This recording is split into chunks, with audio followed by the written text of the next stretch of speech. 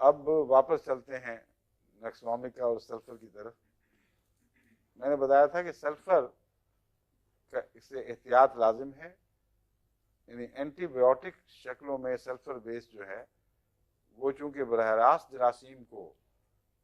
مارنے میں ممد ہوتا ہے، اس لیے جراثیم اس کے خلاف رد عمل دکھا کر نئی نئی شکلیں بناتے رہتے ہیں، اور یہ جو طبی رد عمل ہے یہ ہومیوپیتھی میں ایسا دکھائی نہیں دیتا، اور ہومیوپیتھک دوائیں جو جراثیم کو مارتی ہیں وہ لیور کو سپریس نہیں کرتی ہیں، ان کے خلاف لیور رد عمل نہیں دکھاتا، اس کے خلاف جراثیم ویسا رد عمل نہیں دکھاتے۔ اس کا مطلب یہ ہے کہ وہ جو میں نے نظریہ بیان کیا تھا کہ دراصل یہ رد عمل کے نتیجے میں نئی ترقیات ہیں جو جراثیم اختیار کر رہے ہیں، نئی ترقیاتی شکلیں ہیں جو جراثیم اختیار کر رہے ہیں، یہی درست معلوم ہوتا ہے۔